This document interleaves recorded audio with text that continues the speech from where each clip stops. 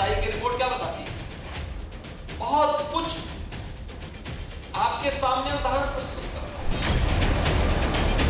अब काशी की बारी है, एएसआई ने रिपोर्ट दे दिया है। किसी उचित स्थान पर इस मस्जिद को स्थानांतरित कर लेंगे, यह जगह हिंदुओं को सौंप दी।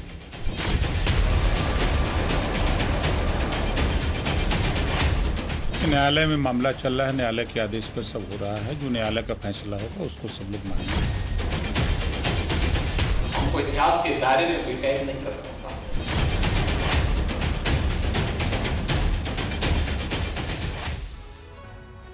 अयोध्या में भव्य राम मंदिर और रामलला की प्राण प्रतिष्ठा के बाद अब ज्ञानवापी को लेकर बहस तेज हो गई है। एएसआई सर्वे रिपोर्ट के बाद एक पक्ष ज्ञानवापी को हिंदुओं को सौंपने की मांग कर रहे हैं, तो दूसरा पक्ष सर्वे रिपोर्ट को ही खारिज कर रहा है। जबकि एएसआई ने 92 दिन सर्वे करने के बाद 839 पन्नों की रिपोर्ट तैयार की है, जिसके पेज नंबर 137 पर साफ साफ लिखा है कि यहां मस्जिद के नीचे हिंदू मंदिर था। हिंदू पक्ष की मांग के बीच एक बार फिर पूरा मामला सुप्रीम कोर्ट पहुंच चुका है।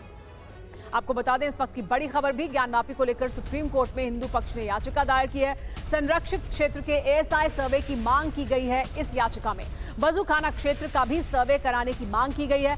संरक्षित क्षेत्र पर सुप्रीम कोर्ट से आदेश वापस लेने की मांग है। सुप्रीम कोर्ट ने क्योंकि हाई कोर्ट के आदेश पर रोक लगा दी थी, अब सुप्रीम कोर्ट से याचिका दायर करने के बाद ये मांग की गई है कि कोर्ट एक बार फिर वो रोक जो सुप्रीम कोर्ट की तरफ से लगाई गई थी, उस रोक को हटाए और संरक्षित क्षेत्र का भी एएसआई सर्वे कराया जाए। वजूखाना क्षेत्र का सर्वे कराने की मांग की जा रही है इस याचिका में।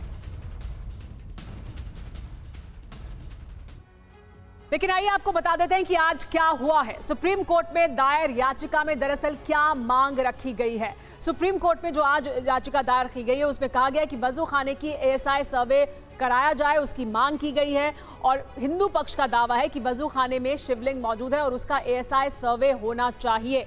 वैज्ञानिक तरीके से शिवलिंग का सर्वे कराने की मांग इस याचिका में की गई है, जो सुप्रीम कोर्ट में दायर की गई है। एएसआई के सर्वे में वजूखाना क्षेत्र शामिल नहीं था, लेकिन हिंदू पक्ष का कहना है कि दरअसल इसी क्षेत्र का वैज्ञानिक सर्वे होना चाहिए। सुप्रीम कोर्ट ने वजूखाना को संरक्षित करने का आदेश दिया था। सुप्रीम कोर्ट ने हाईकोर्ट के ऑर्डर पर रोक लगा दी थी और कहा था कि इस इलाके को संरक्षित रखा जाए, लेकिन अब मांग ये की जा रही है कि सुप्रीम कोर्ट अपनी उस रोक को हटाए और यहां पर वैज्ञानिक सर्वे की इजाजत दे दी जाए। इस पर और ज्यादा जानकारी के लिए हमारे साथ TV9 भारतवर्ष संवाददाता पीयूष जुड़ गए हैं, जो और ज्यादा जानकारी हमें देंगे। पीयूष, यानी अब ये मांग की जा रही है कि जो हाईकोर्ट ने ऑर्डर दिया था, जिस पर स्टे लगा दिया गया था सुप्रीम कोर्ट की तरफ से, वो स्टे हटा दिया जाए और इस जगह का जरूर होना चाहिए वैज्ञानिक सर्वे। क्या उसकी अहमियत बताई जा रही है हिंदू पक्ष की तरफ से और क्यों उनकी तरफ से ये मांग? बिल्कुल सुमेरा, देखिए हिंदू पक्ष का ये कहना है कि वजू खाने में एक शिवलिंग है, जबकि मुस्लिम पक्ष का ये कहना है कि वो फव्वारा है। और इसी विवाद के चलते जब हाईकोर्ट का ऑर्डर सुप्रीम कोर्ट पहुंचा था, यहाँ पर जब चुनौती दी गई थी उसको मुस्लिम पक्ष की ओर से, तब सुप्रीम कोर्ट ने 19 मई 2023 को जब एक आदेश जारी किया था, उसमें सीधे तौर पर इस क्षेत्र को संरक्षित कर दिया था।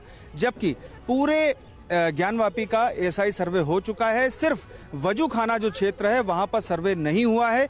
यही वजह है कि हिंदू पक्ष की ओर से ये मांग की गई है कि एएसआई के निदेशक को इस मामले में अब सर्वे का आदेश जारी करें और साथ ही जो वजूखाना क्षेत्र को संरक्षित किया गया है, जो आदेश सुप्रीम कोर्ट की ओर से जारी किया गया है, उस आदेश को सुप्रीम कोर्ट वापस ले ले।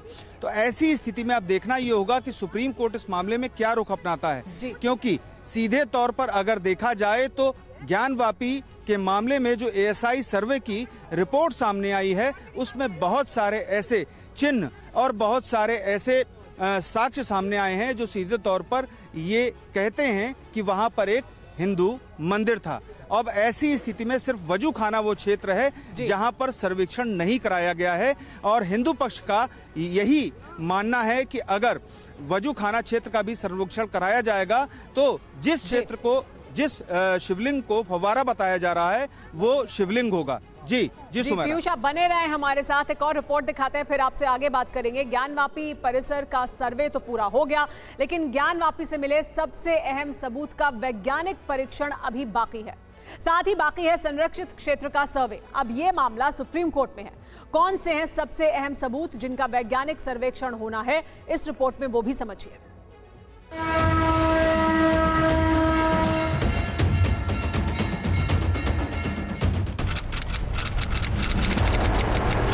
सोलह मई 2022 वाराणसी, उत्तर प्रदेश।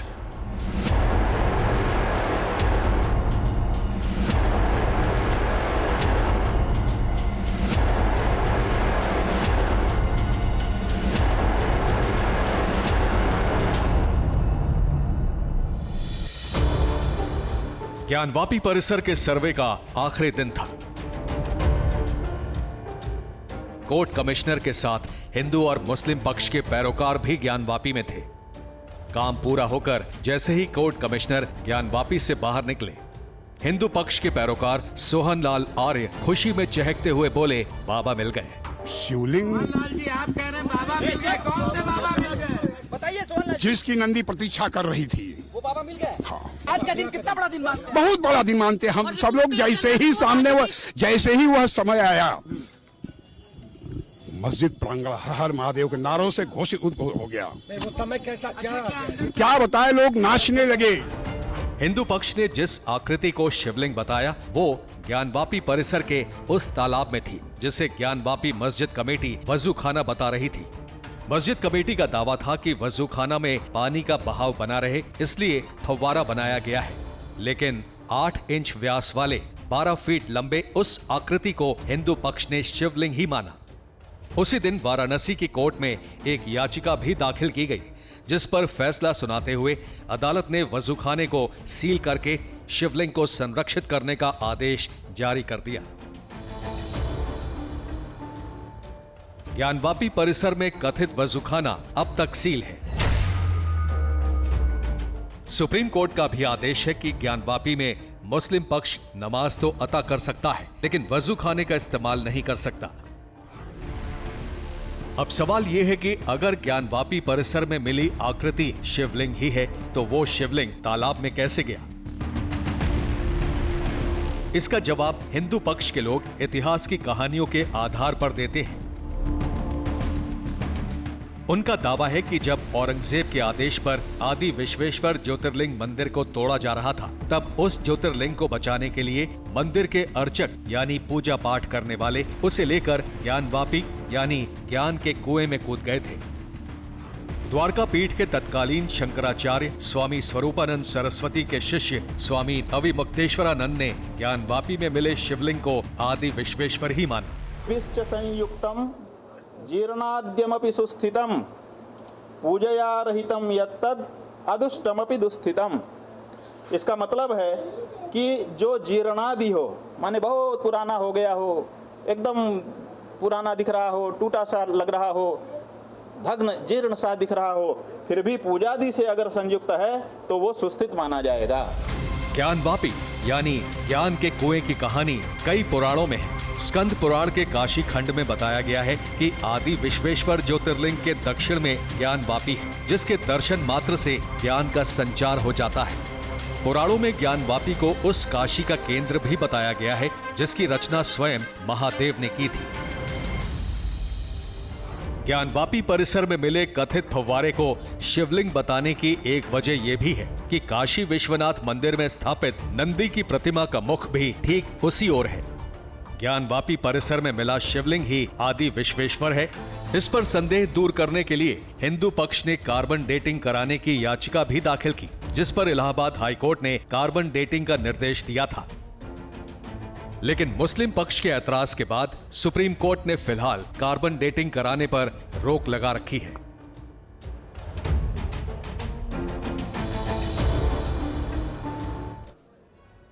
ज्ञानवापी पर वीएचपी अध्यक्ष आलोक कुमार का बयान। ज्ञानवापी को हिंदुओं को सौंपे मुस्लिम पक्ष। उन्होंने कहा मस्जिद किसी उचित स्थान पर स्थानांतरित हो, यह भी कहा गया उनकी तरफ से। ज्ञानवापी में मस्जिद नहीं मंदिर है, कहना है आलोक कुमार का। यह जो पूरा एविडेंस इकट्ठा हुआ है और जो निष्कर्ष निकाले गए हैं, तो फिर यह संदेह करने का कोई कारण नहीं बचता कि इस जगह की प्रकृति आज भी मस्जिद की नहीं है, मंदिर की है। वजू खाने में जो शिवलिंग मिला है, मस्जिद में शिवलिंग नहीं होता है। तो यह शिवलिंग, यह दीवारों के इंस्क्रिप्शंस, ये देवी देवताओं के चित्र, श्रृंगार गौरी का भित्ति चित्र, यह सब साबित करता है कि 15 अगस्त 1947 को भी इस स्थान की प्रकृति मंदिर की थी और आज भी मंदिर की है। विश्व हिंदू परिषद 2 मांगें करती है। पहली मांग ये करती है कि वज़ू खाना जिसको कहते थे, वहाँ जो शिवलिंग है उसकी सेवा पूजा अब शुरू करनी चाहिए और न्यायालय इस बात की अनुमति दे कि उस शिवलिंग की योग्य ढंग से सेवा पूजा यह हिंदू समाज कर सके।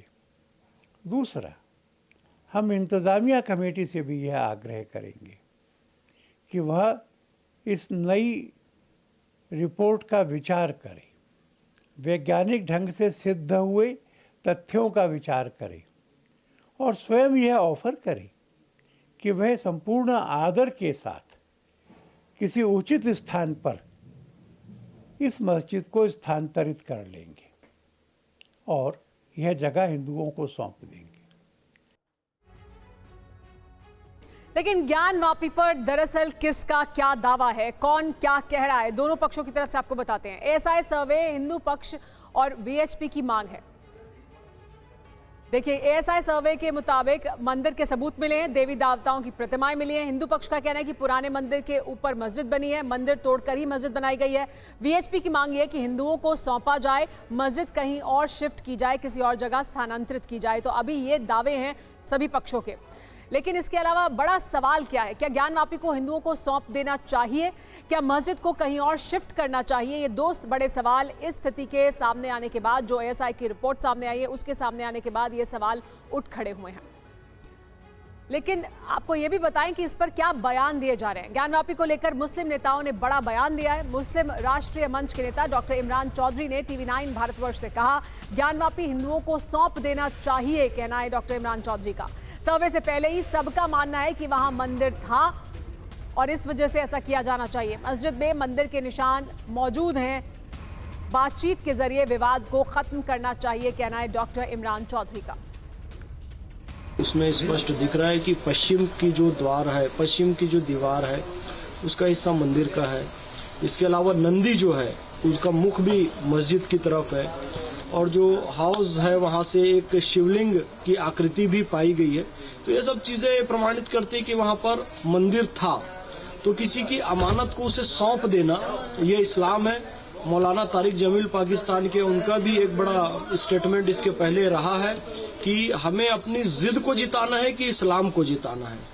तो जिद को जिताना है तो कोई बात नहीं, आप लड़ाई झगड़े करते रहिए, और इस्लाम को जिताना है तो जिसका जो हक है वो उसे दे देना ही इस्लाम है।